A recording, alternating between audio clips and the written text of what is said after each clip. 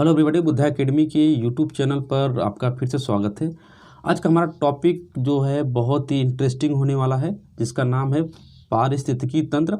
इसके पहले वीडियो में हम लोगों ने इसके बारे में डिस्कस कर चुके हैं, पारिस्थितिकी तंत्र और पारिस्थितिकी के बारे में। ठीक है, तो आज जो हम डिस्कशन करेंगे पारिस्थितिकी तंत्र के जैविक घटक के बारे में डिस्कशन करेंगे। पिछली वीडियो में हमने क्या किया था, उसके अजैविक घटक के बारे में डिस्कशन किया था।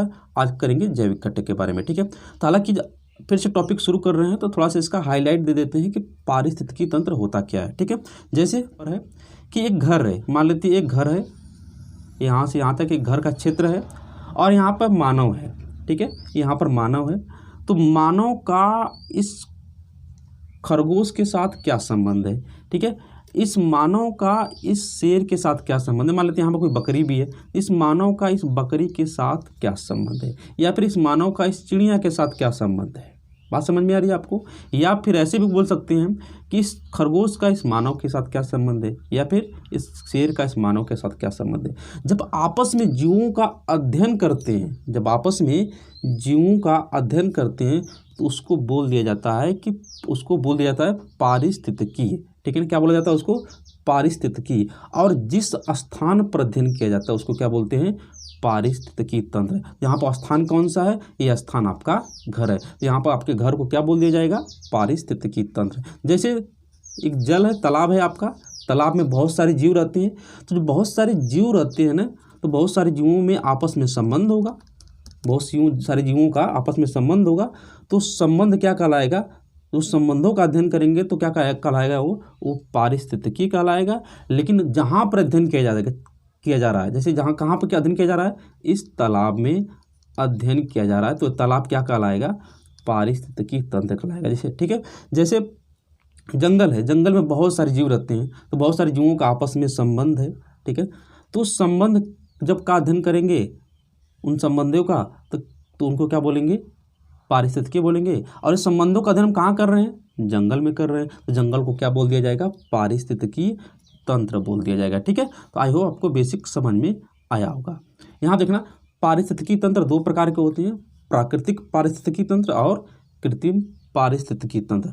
पारिस्थितिकी तंत्र को हम पारितंत्र भी बोलते हैं। ठीक है, तो प्राकृतिक पारितंत्र किसे कहते हैं, वे पारितंत्र जिनका निर्माण प्रकृति के द्वारा हुआ है। ठीक है ना, जिनका निर्माण प्रकृति के द्वारा हुआ है। जैसे समुद्र का पारितंत्र, पहाड़ों का पारितंत्र, ठीक है ना, नदियों का पारितंत्र, नदियाँ मतलब जो प्रकृति द्वारा हुई है, जो मानव द्वारा नहीं हुए। ठीक है, मानव नदियों का पारितंत्र, तो ऐसा पारितंत्र जो प्रकृति के द्वारा हुआ है। एक सवाल यहाँ पर उठता है कि सबसे अस्थायी पारितंत्र किसे कहा जाता है, तो सबसे अस्थायी पारितंत्र हम समुद्र के पारितंत्र को कहते हैं। क्यों, क्योंकि जनरली क्या होता है, जैसे नदियों की बात करते हैं, नदियों की, तो नदियों में बहुत कम समय में नदियों में परिवर्तन आ सकता है, वो नदियाँ सूख सकती हैं, या फिर नदियों को समाप्त किया जा सकता है। तो नदियों को समाप्त किया जाएगा तो उसमें होने वाले पारितंत्र यानी पारिस्थितिकी तंत्र भी समाप्त हो जाएगा। नदियाँ समाप्त होंगी तो उसमें जो पारिस्थितिकी तंत्र निर्माण हुआ है वो भी क्या हो जाएगा, समाप्त हो जाएगा। जंगल को भी समाप्त किया जा सकता है, तो जंगल को समाप्त किया जा सकता है बहुत कम टाइम में, तो उसमें उपस्थित पारितंत्र को भी समाप्त किया जा सकता है। ठीक है, उसी तरह तालाब को भी समाप्त किया जा सकता है, लेकिन समुद्र में थोड़ा भी परिवर्तन होने के लिए कम से कम 100 से 2 साल लग जाते हैं, इसलिए इनकी अपेक्षा ज़्यादा अस्थायी माना जाता है समुद्र का पारितंत्र। कृत्रिम पारितंत्र क्या होता है, वे पारितंत्र जिनका निर्माण मानव के द्वारा हुआ है उनको क्या बोलेंगे, कृत्रिम पारितंत्र बोलेंगे। ठीक है ना, जो हम लोग फसल लगाते हैं, जैसे चावल का फसल है, धान का फसल है, गेहूं का फसल है, बाजरा का फसल है, तो इनको कौन लगाया है, इनको हम लगाए हैं। ठीक है, तो ये इसको क्या बोलेंगे, कृत्रिम पारितंत्र बोलेंगे। ठीक है, और बागवानी, जो हम लोग घरों में बागवानी लगाते हैं ना, किन के द्वारा लगाया जाता है, वो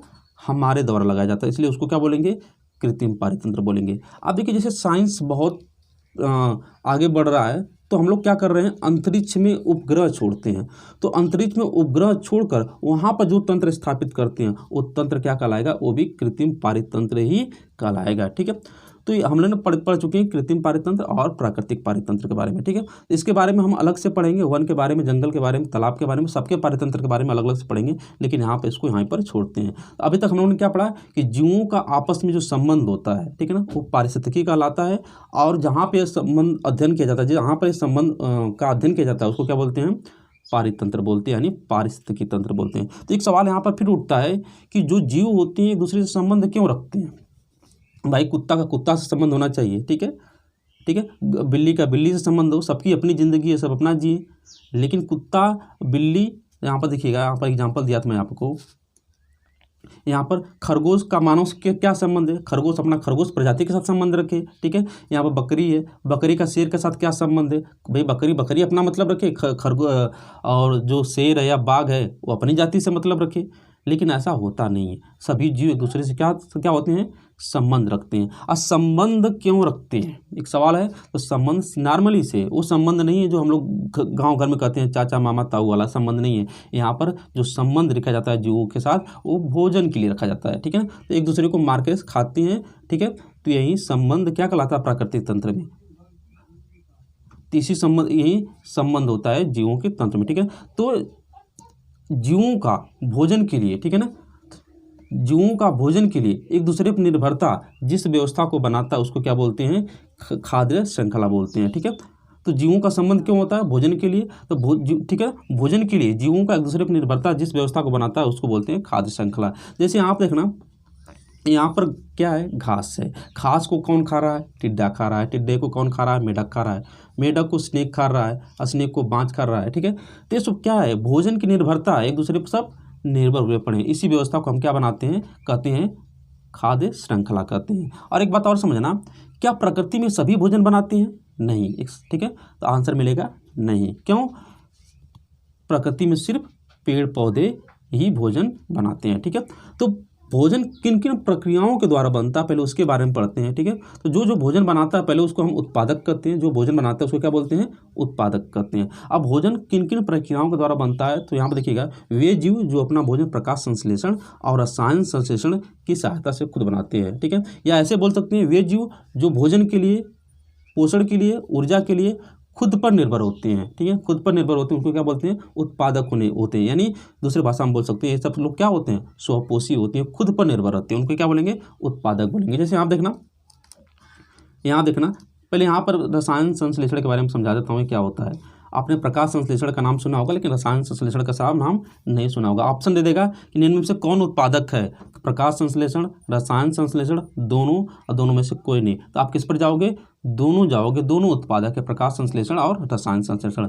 जब पृथ्वी पर ऑक्सीजन नहीं था तब भी बहुत सारे बैक्टीरिया पाए जाते थे, आज भी पाए जाते हैं हिमालय में, जो सूर्य के प्रकाश के बिना ही अपना भोजन रासायनिक प्रक्रियाओं के द्वारा बना लेते हैं। तो वो भी भोजन बना ही रहे हैं ना, तो भोजन बना रहे हैं तो उनको भी उत्पादक ही बोलेंगे, ठीक है।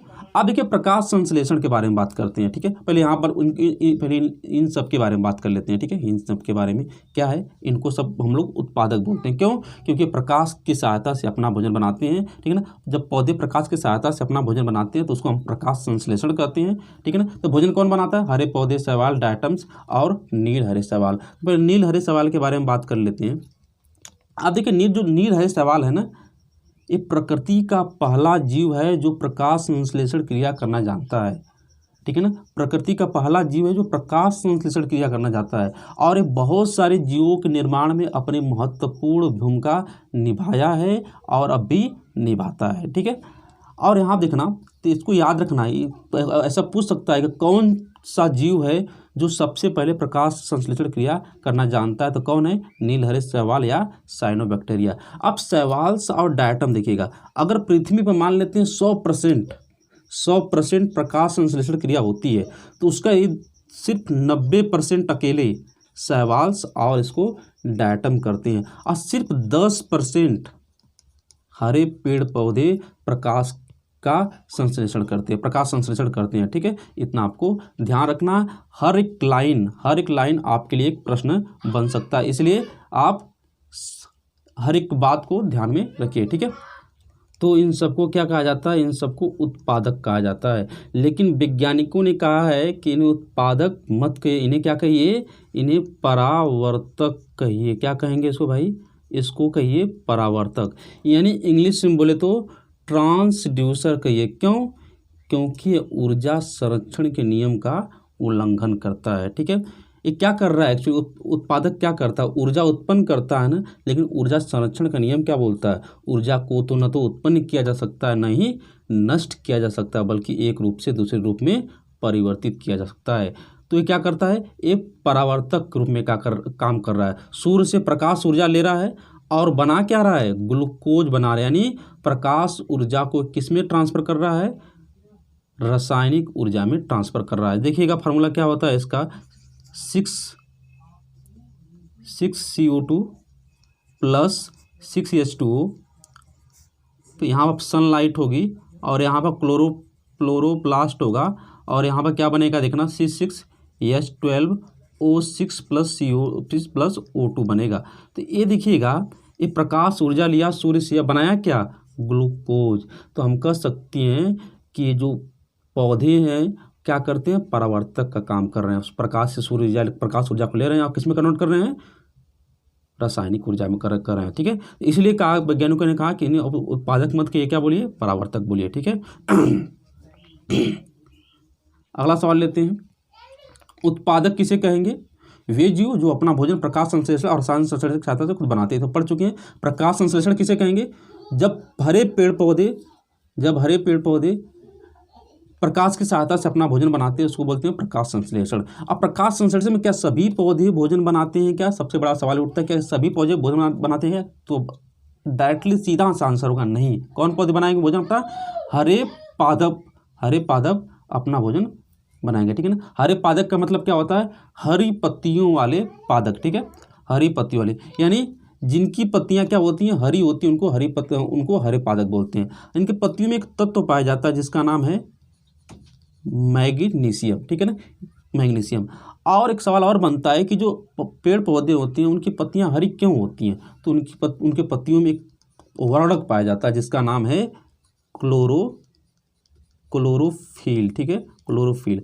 ये जो वर्णक है ना, ये प्रकृति में सबसे अधिक पाए जाने वाला वर्णक है। एक सवाल फिर उठता है कि वर्णक क्या होता है, तो वर्णक जिसकी वजह से किसी वस्तु या किसी जीव का रंग निर्धारित होता है उसको बोलते हैं वर्णक होते हैं। जिस तरह टमाटर लाइकोपीन की वजह से उसका कलर निर्धारित होता है, गाजर का रंग कैरोटीन की वजह से निर्धारित होता है, उसी तरह पेड़ पौधे की पत्तियों का भी रंग किसकी वजह से निर्धारित होता है, क्लोरोफिल की वजह से होता है। और प्रकृति में सबसे अधिक पाए जाने वाले क्या होते हैं, वर्णक होते हैं। इस बात को आपको ध्यान में रखना है। ठीक है, अगला सवाल प्रश्न लेते हैं, प्रकाश संश्लेषण क्रिया में कार्बन डाइऑक्साइड का अपचयन तथा जल का ऑक्सीकरण होता है। पहले हम एक क्वेश्चन लिखते हैं, प्रकाश संश्लेषण क्रिया में क्या होता है, क्या होता है, नहीं होता है। ठीक है, यहाँ देखना 6CO2 प्लस 6H2O और यहाँ देखना क्या बनेगा, यहाँ पर C6H12O6 प्लस CO2। तो इतना ध्यान रखना, 6CO2 है। ठीक है, जिस प्रक्रिया में ऑक्सीजन बाहर निकलती है उसको क्या बोलते हैं, अपचयन बोलते हैं। क्या बोलते हैं, रिडक्शन, यानी अपचयन बोलते हैं। यहाँ देखना 6CO2 बाहर हो रही है, तो 6CO2 किससे बाहर हो रही है, तो यहाँ देखना एक कार्बन डाइऑक्साइड से 6CO2 निकल रही है, 6CO2 क्या कर रही है, निकल रही है, तो इसको क्या बोलेंगे, अपचयन बोलेंगे। ठीक है ना, या इसमें ऑक्सीजन का क्या हो रहा है, अपचयन हो रहा है। और ऑक्सीजन किस में से निकल रही है, ऑक्सीजन कार्बन डाइऑक्साइड से निकल रही है, इसलिए हम कह सकते हैं कि कार्बन डाइऑक्साइड का क्या होता है, यहाँ पर अपचयन होता है। और यहाँ देखना, यहाँ बोला कि जल का ऑक्सीकरण होता है। ऑक्सीकरण का मतलब उपचयन में बोलते हैं। ठीक है, जल का ऑक्सीकरण होता है। उपचयन का ऑक्सीकरण क्या होता है, जब ऑक्सीजन किसी दूसरे परमाणु से जाकर जुड़ जाता है। तो यहाँ देखना 6H2O तो था, इसमें क्या आ गया परमाणु, यहाँ पर 6 कार्बन बचा था, तो 6 कार्बन आकर इसमें जुड़ गया, तो यहाँ पर क्या बना दिया, ये ग्लूकोज बना दिया। ठीक है ना, ग्लूकोज बना दिया। तो यहाँ पर क्या हो रहा है, ऑक्सीजन दूसरे परमाणु के साथ जाकर जुड़ रहा है, तो इस क्रिया क्या बोलेंगे, उपचयन या ऑक्सीकरण कहेंगे। ठीक है, तो दो बात को ध्यान रखना यहाँ पर। तो प्रकाश संश्लेषण क्रिया में कार्बन डाइऑक्साइड का अपचयन होता है तथा जल का ऑक्सीकरण होता है। सवाल ये भी बन जाता है कि प्रकाश संश्लेषण क्रिया में जब पौधे भोजन बनाते हैं तो किस रूप में भोजन बनाते हैं, इतना ध्यान रखना, यहाँ पर ग्लूकोज के रूप में पौधे क्या करते हैं, अपना भोजन बनाते हैं। इस बात को ध्यान रखना है आपको।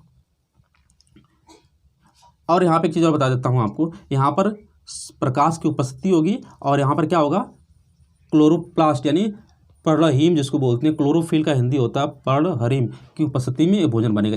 ये दो बातों को यहाँ पर ध्यान रखना है। आप पर्णहरिम लिख लेना, हरिम इसी को इंग्लिश में बोलते हैं क्लोरोफिल। और नीचे क्या होगा, प्रकाश की उपस्थिति में ये सब क्रियाएं होंगी। कौन क्रियाएं?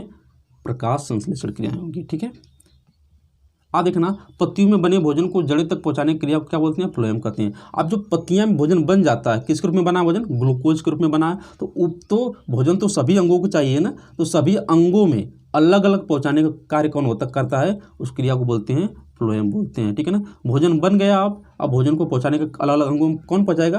फ्लोएम पहुंचाएगा। उसी तरह, ठीक है ना, उसी तरह जड़ से जल तथा खनिज को ऊपर ले जाने वाली क्रिया को क्या बोलते हैं? जाइलम बोलते हैं। ठीक है, इन दो बातों को आपको ध्यान में रखना पड़ेगा। अगला देखिएगा, प्रकाश संश्लेषण क्रिया में भोजन के रूप में क्या बनता है? ग्लूकोज बनता है। अभी इसके बारे में हम लोग बात कर ही चुके हैं। ठीक है, पारिस्थितिकी विज्ञान में ऊर्जा मापने की इकाई क्या है? ऊष्मा है। जैसे हमारे शरीर में ऊर्जा मापने की इकाई क्या है? कैलोरी है। उसी तरह पारिस्थितिकी विज्ञान में जब अध्ययन किया जाता है तो उसमें ऊर्जा मापने की इकाई क्या है? ऊष्मा है। ठीक है, तो सवाल ये भी बन जाता है कि सबसे ज़्यादा प्रकाश संश्लेषण क्रिया किस रंग में होती है? तो इतना जान लीजिएगा, सबसे ज़्यादा प्रकाश संश्लेषण क्रिया किस में होती है? लाल और नीला में सबसे ज़्यादा प्रकाश संश्लेषण क्रिया, इस रंग के प्रकाश में सबसे ज़्यादा प्रकाश संश्लेषण क्रिया होती है। अगर इन दोनों में से पूछ दिया जाए कि सबसे ज़्यादा इनमें से किन में होती है, तो आप बता दोगे कि लाल रंग में प्रकाश संश्लेषण क्रिया सबसे ज़्यादा बन गई होती है। ठीक है, तो भोजन बन चुका है, ठीक है ना, भोजन बन चुका है ग्लूकोज के रूप में, और उसको खाने वाला यानी उसको उपभोग करने वाला भी तो कोई न कोई चाहिए। ठीक है ना, तो जो भोजन का उपभोग करेगा उसको हम क्या बोलेंगे? उपभोक्ता बोलेंगे। ठीक है, वे जीव जो प्रत्यक्ष या परोक्ष रूप से भोजन के लिए उत्पादक पर निर्भर होते हैं उसको क्या बोलते हैं? उपभोक्ता बोलते हैं। यहाँ पर घास है दिखाया गया है कि घास क्या है? उत्पादक के रूप में है, सूर्य के प्रकाश की सहायता से ग्लूकोज के रूप में भोजन बना रही है, और उसको टिड्डा खाएगा, और उस टिड्डों को कौन खाएगा? मेढक खाएगा, फिर मेढक को कौन खाएगा? सांप खाएगा। ये प्रोसेस आपका चलता रहेगा, लेकिन ये मेढक भी तो अप्रत्यक्ष रूप से किस पर निर्भर है? इस उत्पादक पर निर्भर है। अगर उत्पादक को ये नहीं खाता तो क्या ये जिंदा रह पाता? क्या मेढक नहीं रह पाता? तो सारे जीव प्रत्यक्ष या अप्रत्यक्ष रूप से किस पर निर्भर है? उत्पादक पर निर्भर है। ठीक है, अब लेते हैं प्राथमिक उपभोक्ता क्या होता है? तो जो अपना भोजन सीधे सीधे उत्पादक से प्राप्त कर ले। जैसे यहाँ आप देखिएगा, उत्पादक है, इसको सीधे कौन खा रहा है? कौन खा रहा है? टिड्डा खा रहा है। तो टिड्डा क्या कहलाएगा? प्राथमिक उपभोक्ता कहलाएगा। ठीक है, जैसे गाय है, भैंस है, बकरी है, ठीक है, ये सब क्या करती हैं?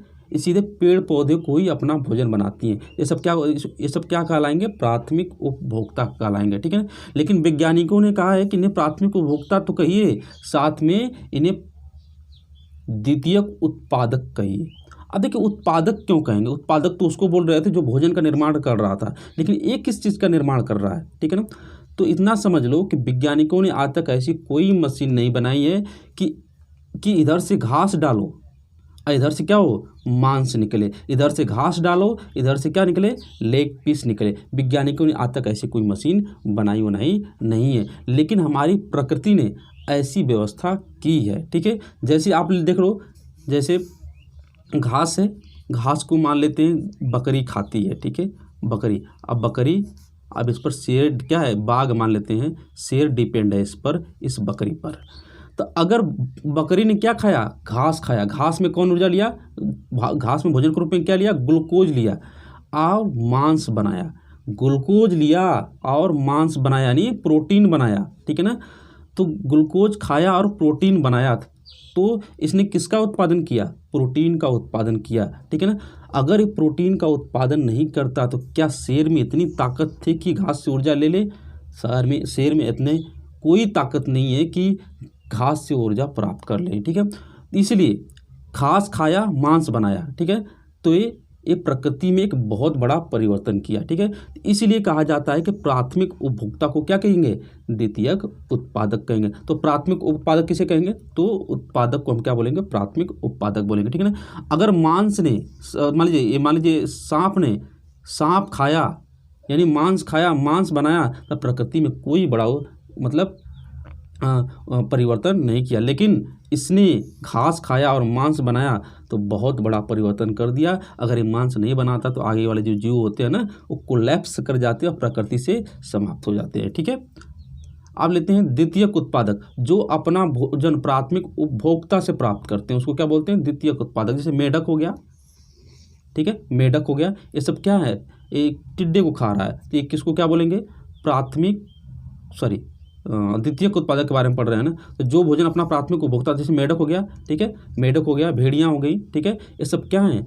ये सब द्वितीयक उत्पादक हैं, क्योंकि ये सब क्या करते हैं? जैसे भेड़ियाँ हो गई, बाघ हो गया, शेर हो गया, ठीक है, ये सब द्वितीयक उत्पादक हैं। ये सब अपना भोजन बकरियों से, ठीक है ना, खरगोश से और जो शाकाहारी जीव हैं उनसे प्राप्त करते हैं, तो उनको क्या बोलेंगे? द्वितीयक उत्पादक बोलेंगे, ठीक है, सॉरी, द्वितीयक उपभोक्ता बोलेंगे। ठीक है, तो यहाँ पे एक चीज़ और समझाना था आपको। प्राथमिक उपभोक्ता को हम ये क्या होते हैं? ये शाकाहारी होते हैं, ठीक है, लेकिन द्वितीयक उपभोक्ता क्या होते हैं? क्योंकि मांस खा रहे हैं इसलिए मांसाहारी होंगे। ठीक है, तृतीयक उपभोक्ता क्या होता है? वे जीव जो अपना भोजन, जो भोजन के लिए द्वितीयक उपभोक्ता पर निर्भर होता है। जैसे यहाँ पर सांप है, सांप है, किसको खाएगा? मेढक को खाएगा।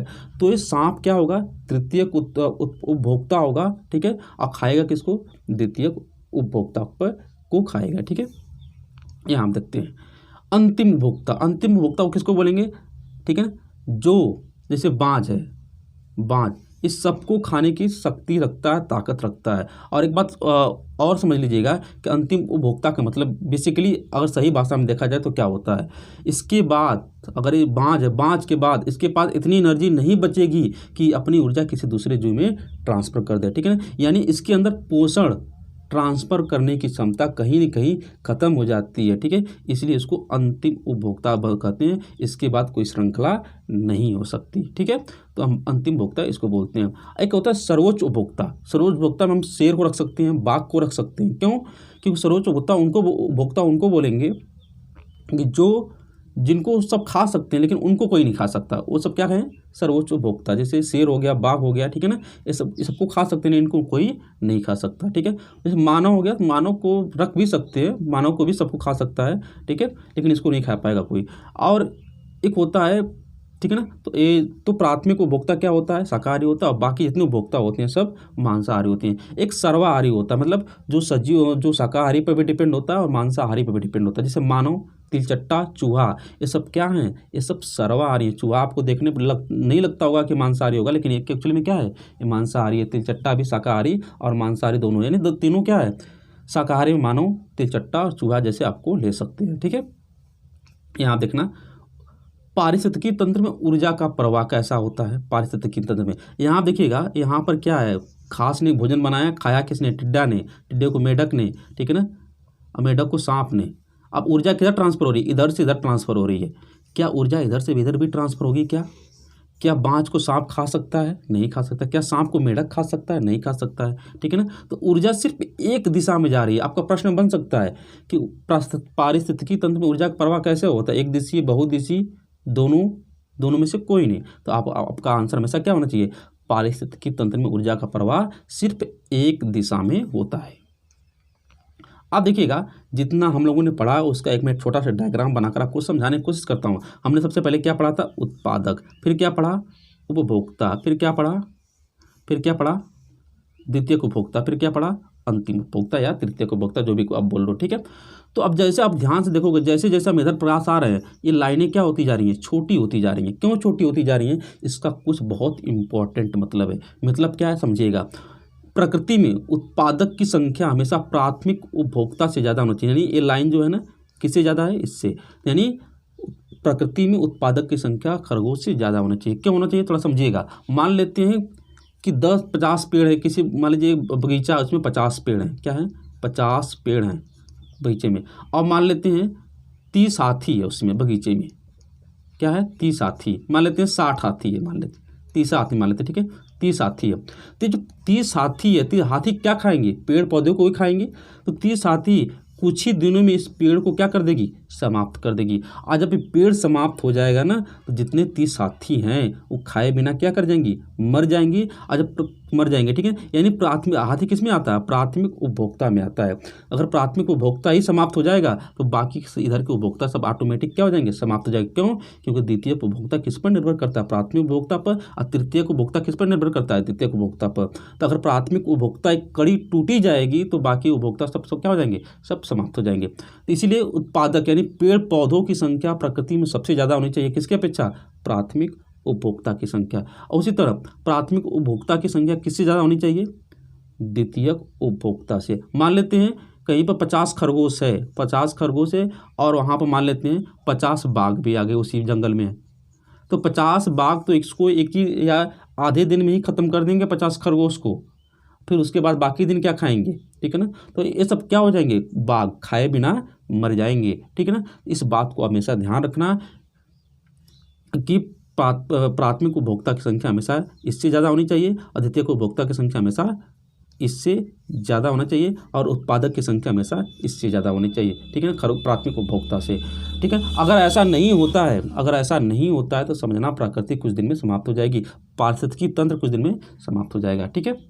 अब देखिए हमने क्या पढ़ा था, हम लोग पढ़ रहे थे जैविक कारक। जैविक कारक में आता है उत्पादक, आता है उपभोक्ता, लेकिन अपघटक के बारे में नहीं पढ़ा, ठीक है। पहले अपघटक के बारे में पढ़ने से पहले उसका होता क्या है उसके बारे में पहले बता देते हैं, ठीक है ना। अपघटन मतलब अपघटन करता है, यानी उसमें इतनी ताकत होती है कि जितनी भी सड़े गले पदार्थ हैं, प्रकृति पर मृत पदार्थ हैं, उसको मिट्टी में मिलाने का काम करता है कौन, अपघटन करता। तो किसी भी पारिस्थितिकी तंत्र में अपघटन करता कहाँ होता है, इतना ध्यान रखना, किसी भी पारिस्थितिकी तंत्र में अपघटन हमेशा करता कहाँ होता है, हमेशा तल में होता है। क्यों? क्योंकि उत्पादक को भी मिट्टी में मिला सकता है, इस खरगोश को भी मिट्टी में मिला सकता है, और इस बाघ को भी इस बाघ को भी मिट्टी में मिला सकता है, और इस गिद्ध को भी मिट्टी में मिलाने की ताकत रखता है, ठीक है ना। तो अपघटन करता है, ठीक है। अब किसको अपघटन करता में कौन कौन आते हैं तो इतना ध्यान रखना, जीवाणु आता है, ठीक है, जीवाणु और कवक आता है। ये क्या होते हैं, ये अपघटन करता होते हैं, ठीक है। और एक बात और समझना है, यहाँ पर दिया जैविक अपमार्जक। तो जैविक अपमार्जक की इंग्लिश क्या है, बायोलॉजिकल डिटर्जेंट। तो हम लोग जो अपने कपड़ों धुलने के लिए घर में जो प्रयोग पाउडर का प्रयोग करते हैं उसको क्या बोलते हैं, डिटर्जेंट बोलते हैं। वो क्या करता है, हमारे कपड़ों की जो मैल है उसको बाहर निकालता है। उसी तरह जीवाणु और कवक जो पृथ्वी पर जितने मरे सड़े गले पदार्थ होते हैं सबको मिट्टी में मिलाने का काम करता है। अगर इनमें से भी इनका कोई नेता निकल जाए, जैसे हम इंसानों में बड़े बुद्धिमान लोग बैठे हैं, तो कह दे अगर एक हफ्ते तो नेता निकल जाए और कहे कि हम हड़ताल पर जाना चाहते हैं, अगर एक हफ्ते भी हड़ताल कर दें तो पृथ्वी पूरी समाप्त हो सकती है, पृथ्वी पर सारे जीव समाप्त हो सकते हैं। आप लोगों ने नोटिस किया है कि अगर बगल कोई अगर जीव मर जाता है तो वहाँ पर जीना कितना दुर्लभ हो जाता है। तो यहाँ पर प्रति सेकेंड प्रति घंटे लाखों करोड़ों जीव इस धरती पर गिर रहे हैं, इस धरती पर मर रहे हैं, ठीक है ना। तो उसको मिट्टी में मिलाने का निरंतर काम करता है, 24 घंटे अपना कार्य करता रहता है। जिस दिन हड़ताल पकड़ देगा पूरी प्रकृति को समाप्त करने की ताकत रखता है, ठीक है।